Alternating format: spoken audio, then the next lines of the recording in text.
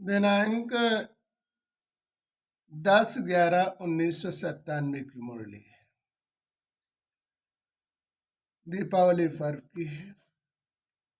परमात्मा खुश नसीब बच्चों से मिलने आए हैं। परमात्मा जो है आज खुश नसीब बच्चों से मिलने आए, जिन बच्चों ने 5000 वर्ष पूर्व परमात्मा के कार्य में सहयोग किया।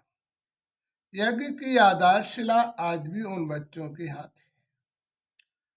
अल्पकाल में बच्चों से परमात्मा के प्रति अल्पकाल के लिए ही रहती है। इसलिए परमात्मा ने पूर्व बच्चों को परीक्षा की सौगात दी थी, लेकिन बच्चे सौगात की खुशी में स्वयं की खुशी को भूल चुके हैं। इसी कारण में पूर्व बच्चों ने आकर अपने अधिकार को प्राप्त नहीं किया। जिन बच्चों को का जो अधिकार होता है लास्ट में उन्हें मिलता है। परमात्मा के तो जिसका जो अधिकार होता है उसे लास्ट में मिलता है। परमात्मा उन्हीं बच्चों को देते हैं, किन्हीं कारणवश अब की बार पूर्व बच्चों से मुलाकात बाद में हुई। इसमें किन्हीं बच्चों ने परमात्मा से वरदान मांगा था कि परमात्मा अब की बार अधिकार मुझे देना है। इसलिए परमात्मा ने 4 साल का मौका दिया। लास्ट में फिर भी उन्हीं बच्चों को अधिकार मिला जो बच्चे अधिकारी होते हैं। अधिकार मांगना थोड़े ही पड़ता है, उन्हें समय अनुसार अधिकार प्राप्त हो जाता है। परमात्मा इसलिए सभी बच्चों को अधिकार दे रहे हैं, फिर भी बच्चे अपने अधिकार को नहीं ले पाते हैं। इसमें बाप का क्या दोष?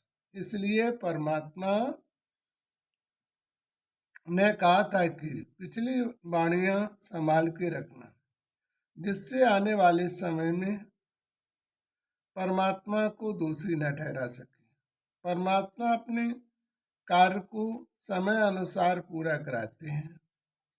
जब बच्चे अपने अयम में आ जाते हैं तभी अपने अधिकार को खो बैठते हैं और परमात्मा को दोषी ठहराने लगते हैं।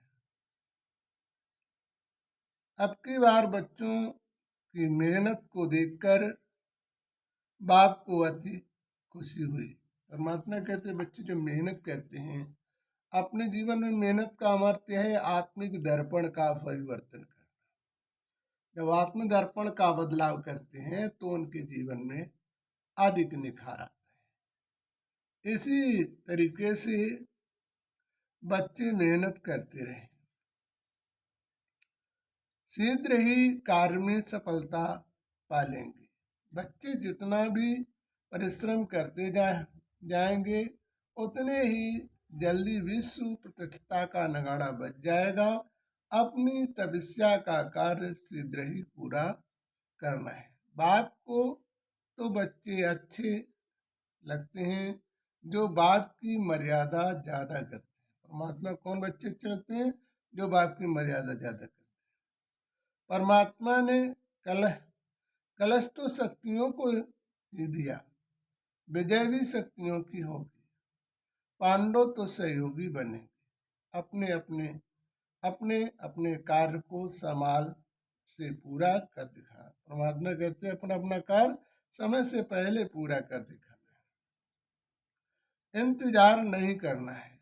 ये बात परमात्मा किसी भी बच्चे की नहीं सुनना चाहते हैं कि अभी हमने कार्य नहीं कर पाया। परमात्मा तो तुम बच्चों को सब कुछ देकर जाते हैं। परमात्मा तो सभी बच्चों की बुराइयों को ही लेकर जाते हैं। फिर भी बच्चे परमात्मा को समय समय पर भूल जाते हैं। परमात्मा बच्चों को बनाने में ही लगे रहते हैं। संघर्ष ही नहीं करते रहना है। संघर्ष का समय समाप्त हो गया। अब विजयी होकर दिखाना है।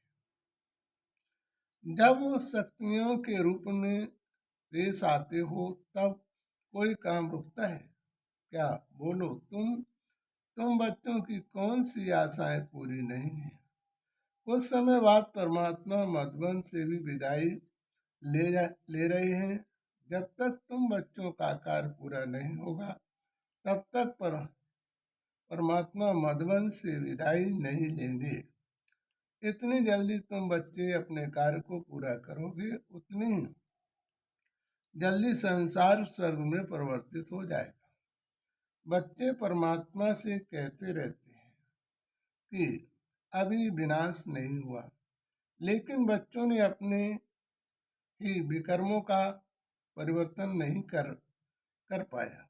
परमात्मा यदि आज ही विनाश करा दे तो अधिकारी कौन बने? अब परमात्मा विनाश की भी तैयारी करवा रही है। स्थापना और विनाश दोनों साथ साथ ही चलेंगे। विनाश करता ही स्थापना करता होंगे। जब तक पुराना मकान गिरेगा तब तक पुनः नया निर्माण कैसे होगा?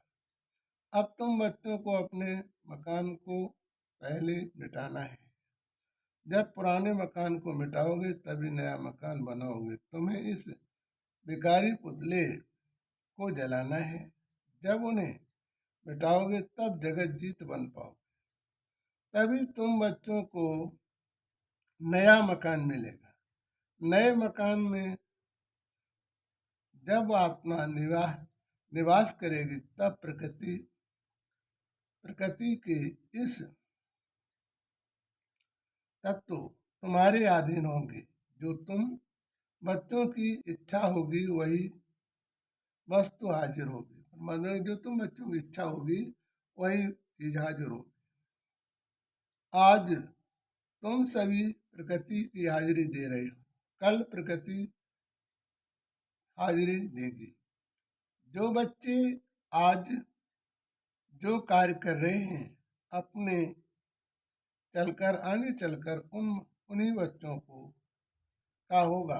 वो कार्य उन बच्चों का द्वापर युग तक चलेगा। कलयुग के में उन बच्चों का अधिकार छिन जाएगा। वो कार्य फिर कलयुग में जो भक्त लोग होते हैं उन्हें प्राप्त हो जाता है। बाप के लिए सभी बच्चे बराबर हैं। बाप सभी बच्चों को खुशी देते हैं, चाहे बाप की श्रीमत पर चले या न चले। जो बच्चे परमात्मा की श्रीमत पर नहीं चलते हैं उन्हें कलयुग में ही सुख प्राप्त होता है। जिन बच्चों का स्वर्ग में राज्य अधिकार रहा, तुम बच्चों ने बहुत समय से सुख भोगा। अब परमात्मा से उलाहना देते हो कि हम इतनी समस्याओं में फंसे हैं, हम दुखी हैं। बाप बच्चों को इतना कराते हैं फिर भी बच्चे बाप को दोषी ठहराते हैं। परमात्मा कहते हैं मैं बच्चों के साथ इतना करता हूँ लेकिन फिर भी बच्चे मुझे दोषी ठहराते रहते हैं।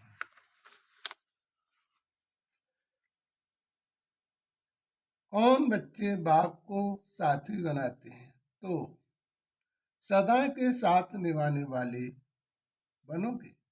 ऐसे बच्चों को कि परमात्मा हर परिस्थितियों में पूर्ण मदद करते हैं।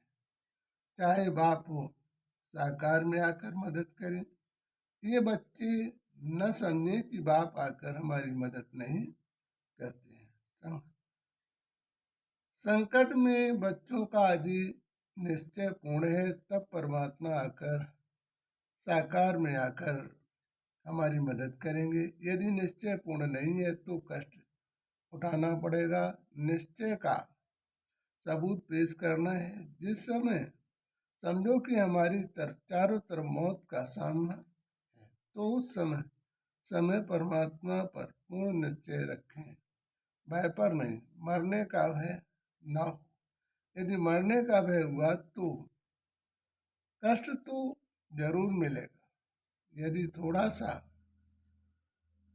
भय नहीं किया तो छू भी नहीं सकेगा। इसलिए कभी भी संकट में परमात्मा पर भरोसा रखना है, संसार के प्राणियों पर भरोसा नहीं रखना है। यदि ऐसा किया तो परमात्मा की निंदा करोगे। संसार के प्राणियों पर निश्चय किया तो तुम बच्चे बाप का नाम बदनाम करोगे। ओम शांति वालों ने जो परमात्मा कहते हैं, जो लोग कहेंगे कि तुम्हारा परमात्मा कहाँ गया, इसलिए तुम बच्चों को बाप के नाम को बदनाम नहीं करना है।